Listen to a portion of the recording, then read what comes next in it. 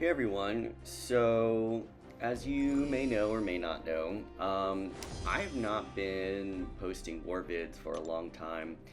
I'm still with my alliance, AOH, Book of Ashanti, but yeah, the first half of this season I was not doing well, but the second half has gone really well.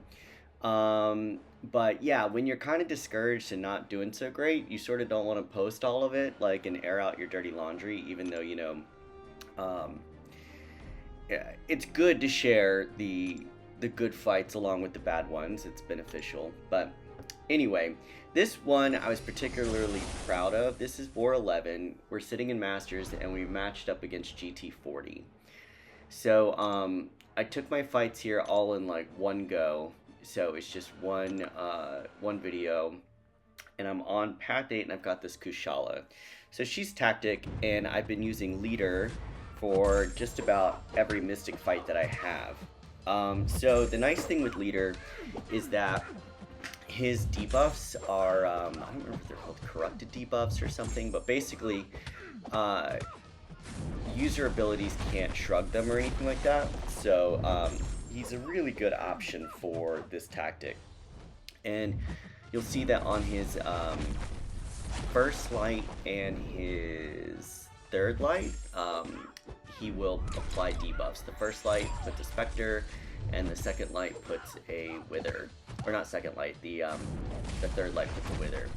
So the way I like to play him is, parry if I can, if it's not a stun immune, and then medium, light, and then back off. Because I don't want to unnecessarily add to the counter that's down there for the tactic. And then whenever the door opens, that green door, I like to, what's the word I'm looking for? Just keep them over it, and just take advantage of that damage. So, for most of this tactic, what I've been doing is using his special 2s, because those are the ones that punish power gain. His SP1 punishes regen, but since the tactic is already going to be heal blocking our opponents, there's really not a benefit that I see to doing that. Another rotation you can do with him is to throw off an SP3 when you've got the green door open. That will place a passive degen vulnerability on your opponent and then allow them to take more damage when they're over the green door when it's open. So anyway, so that Kushala fight was a nothing fight, and now we've got Chavez. And I remember going into this, the thing I was told was just to be mindful of, as he gets debuffs, it can affect my ability accuracy, and therefore I could have parries fail. I don't know if I've taken 8.1 that much, but my goal here though was to definitely reduce any power gain. I wish I'd been paying attention to the node. And there you saw my, I think my passive fail. But anyway, I'm wanting to reduce power gain, I think. And yeah, I'm doing a terrible job narrating this fight because he's already done. Yeah. So I'm sure I was supposed to fight it a certain way, but Chavez just hit so hard, like it really didn't even matter. But yeah, I think that's what I saw there when I went into my SP2, was that it didn't, like, the passive stun didn't actually happen, and so, but before he could hit me, I ended up going to my SP2 anyway, and, avoided taking damage. Alright, so now we're gonna go into, what is this? Section 2 of Path 8, and here I've got Dragon Man, and I'm going to be using Leader again, who is a really good champ for anyone that has power gain. Let me see here, inevitable power, power efficiency. Now, with Dragon Man in this spot here, I mean, you can parry him and get rid of the power gain, so it's not that big of a threat, but I did at Power Start 1, or maybe that Power Start 1 was from my previous fight, I can't remember, I wasn't paying attention just now. But anyway, the idea was I was concerned about lots of power gain, so I wanted to get to my SP2 as fast as possible. Plus, I don't use the power start ones very much with the war assignments that I get. So I had them, and I was like, well, I might as well use it. One thing you're going to notice here, and this comes into play later on, but against Mystic Champions, Leader gets a passive steadfast once you get, I think it's 3 debuffs on them. So now I've got my power dissolve on him, so any power gain he gets is going to punish him. There, he threw his SP2 over the open door, so he's just ticking down that whole time. And I think here I am doing some 5-hit combos. Let's see here. Yeah, so you'll see that with Leader, I mean, they are mostly heal blocked the entire time.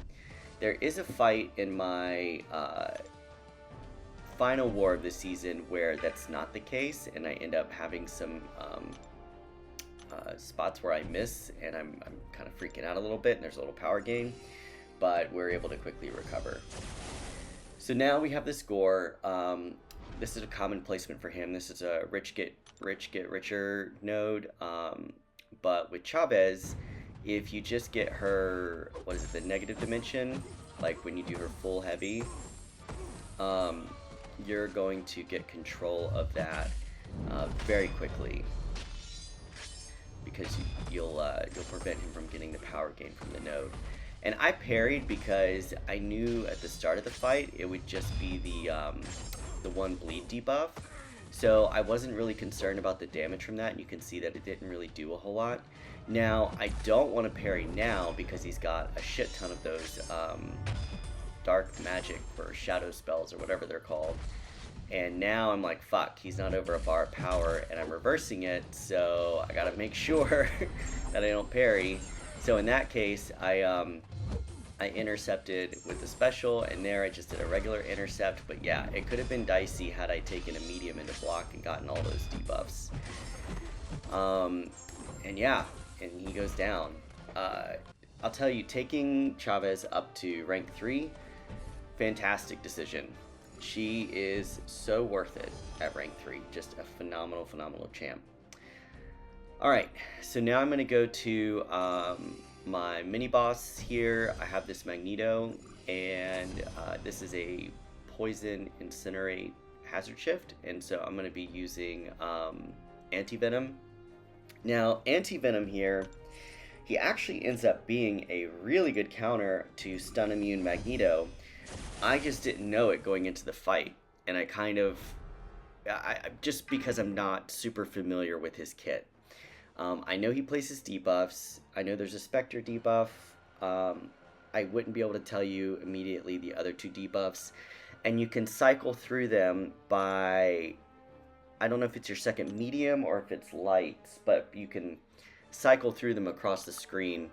So, you know, if you've never taken a stun immune Magneto and you're trying to find some openings, you'll notice that the biggest pain in the ass is his unstoppable that he gets, and it lasts just enough past the end of his heavy that it makes it challenging to go in and punish his heavies. So it's really hard to heavy counter him if you want to, because anti-venom does a stagger when he heavy counters. And then the other thing that's tough is that you know, you get a there I got hit, and there goes my indestructible. With this tactic, if you punish a special, you can pause the counter, the little timer counter thing, but it's not very safe to punish Magneto's SP1 unless you're doing a dash in, which I don't like to do. So, yeah. So I'm just taking this fight very slowly, trying to keep debuffs up, and I'm realizing, alright, he's only down to 95, now 90%. He's not heal blocked right now. Now he is. And let's see. So it's the medium that will move his little debuff prompt. Now, if you look, the one that's highlighted right now is his decelerate one. So we could have been using that decelerate to counter his unstoppable, and that's what's going to end up happening. That was a great SP2, lots of damage, and again, you know, we need to get 4 more debuffs up to passively heal block him. And when you're doing combos, I think I want to say Anti-Venom only puts a debuff up like every 10 hits, and so if you lose your combo, pretty sure you're screwed.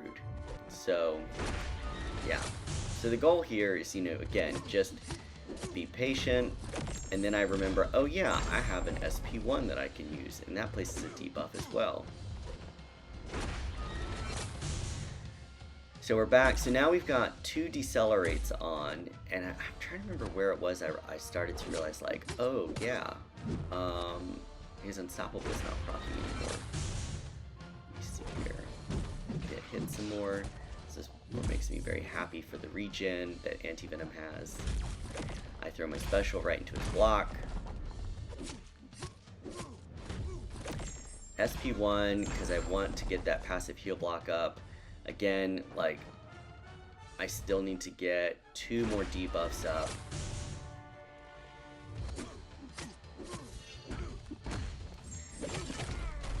And now I've got the heal block up.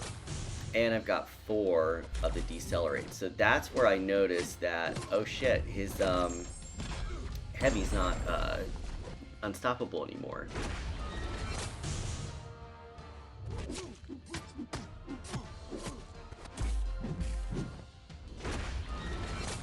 Yeah, so it's a lot easier to manage. Let's see if I take advantage of it again. So Anti-Venom again. Oh, I missed. Yeah, let's see here, because he had power gain and I did not have the heal block on him.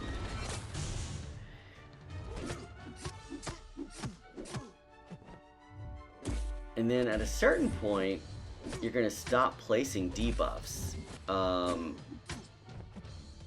which makes it really challenging. So you know, that's where Resonate can come in, but again, I think that's only like a 16% chance. So I just decide to throw the SP2 and down he goes.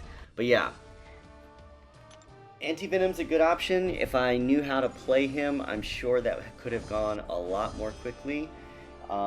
You know, but the key there was not getting frazzled and taking my time, which takes a lot, because sometimes, you know, when you start to panic or you see that health is not ticking down as fast as you want, you tend to start to rush things, and then that's when mistakes happen. But in reality, you know, you generally have more time than you think you do. So you just gotta pause and, you know, breathe and just, you know, stick with your plan. Alright, so I've taken this fight a bazillion times this season and have not died to it, and I'm not gonna die today. So, yeah, leader is such a safe choice for this Mangog. So, you may remember earlier I was talking about how leader gets a passive steadfast when he places, I think it's 3 debuffs on a mystic. And so in this case, it completely negates the big, what's the word I'm looking for? The big danger or whatever with this fight, which is Mangog's unblockable SP2. So again, the goal here, keep him over the door as much as possible, but also fire off my SP2 when I get a chance, and then hold block. I don't want him to throw his SP1. If he does, that's fine. I just need to make sure that I've got a special banked in the event he gets to his 10 stacks of hatred, so that I can counter his unstoppable. But in this case, you know, I'm just doing medium, light. I back off when he gets 2 bars of power because I want him to throw his SP2, and then I'm throwing my SP2 because again, I want the withers. I don't need the specter. I think that was an accidental relic, which I'm prone to do. So the door's open, so I want to get him over it so I can get some DJing going.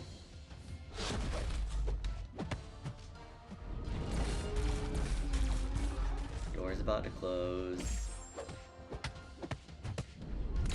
Yeah, but you see this whole fight, there's really no worry about that SP2. I mean, it just goes so smoothly. So yeah, so that does it. I had a deathless war against GT40. I had several deathless wars in the back half of the season. So yeah, it's been a good finish for me, and I think we're gonna lock up Masters. So anyway, thanks so much for watching. Take care. Have a good one. Bye.